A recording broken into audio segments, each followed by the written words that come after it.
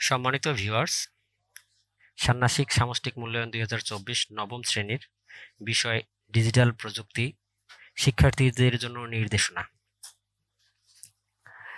শিক্ষার্থীদেরকে একটা প্রকল্প তৈরি করতে হবে। প্রকল্পের নাম সাইবার নিরাপত্তা বিষয়ক সচেতনমূলক তথ্য উপস্থাপন। এখানে শিক্ষার্থীরা ডিজিটাল প্রযুক্তি ব্যবহার বৃদ্ধির সাথে সাথে এর নিরাপত্তা ঝুঁকিও ক্রমাগত বেড়ে চলছে। এলাকার সাধারণ নাগরিক যারা এ ব্যাপারে সচেতন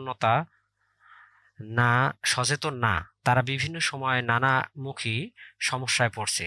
মোবাইল বা অন্য যে কোনো ডিভাইস ব্যবহারে তেমন নিরাপত্তামূলক ব্যবস্থা না থাকায় এলাকার লোকজন প্রায়শ সমস্যায় পড়ছে।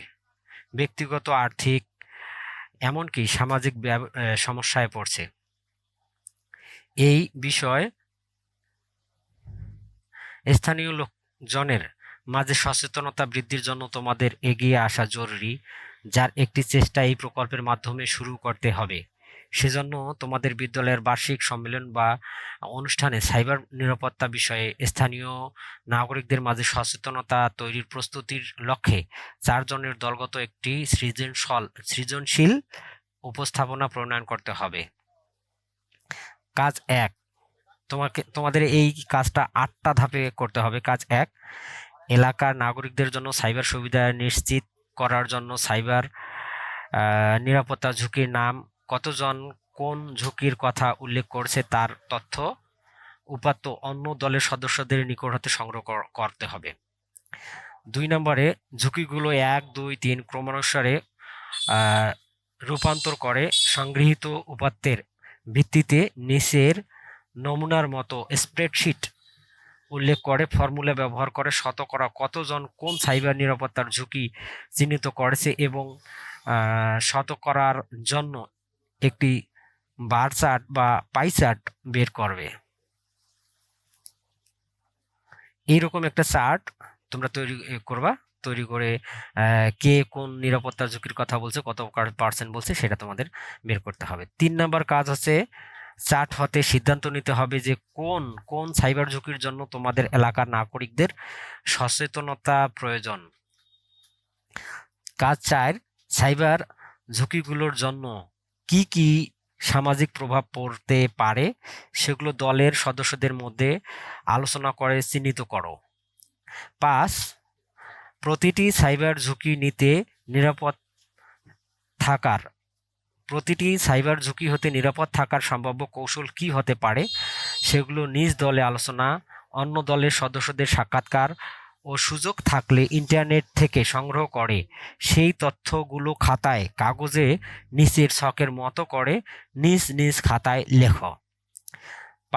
6 নম্বর কাজ, প্রতিটি ঝুঁকির জন্য একটি করে স্লাইড বা পোস্টার তৈরি করতে হবে।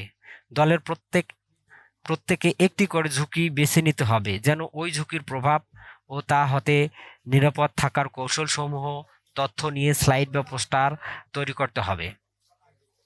কাজ 7, সকল তথ্য, ছবি, চার্ট, ইনফোগ্রাফ, ভিডিও, সাক্ষাৎকার ইত্যাদি দিয়ে একটি ভিডিও ডকুমেন্টারি এডিট করার ক্ষেত্রে নিচের সফটওয়্যারের স্ক্রিনশটে ভিডিও এডিট টুলগুলো ব্যবহারের ধারাবাহিকতা নিশ্চিত করে সংখ্যার ক্রমানুসারে চিহ্নিত করে দেখতে হবে। সেই ক্রমানুসারে ভিডিও এডিট করার ধাপগুলো ফ্লোচার্ট নিজ নিজ খাতায় উল্লেখ করো। এরপরে 8 নম্বরে তোমাকে সম্মেলন বা অনুষ্ঠানে তোমাদের উপস্থাপনা বিষয়ক একটি প্রচারণা নোটিশ স্কুলের গুগল সাইটে প্রকাশ করো অথবা ধাপসমূহ খাতায় লেখো। 9 নম্বরে হচ্ছে পোস্টার ও ভিডিও প্রস্তুতিতে ব্যবহৃত তথ্য ও মিডিয়ার ক্ষেত্রে মেধাস্বত্ব বা কপিরাইট সংরক্ষণ করতে হবে। এজন্য তোমার ভিডিওর ক্ষেত্রে মেধাস্বত্বের কোন বিষয়গুলো প্রযোজ্য তা সংযুক্ত সহ লিখো। 10 নম্বরে তোমাকে প্রত্যেক যার খাতায় আজকের প্রজেক্টটি দলের সদস্য হিসেবে নিজের দ্বারা সম্পন্নকৃত কাজগুলো উল্লেখ করো।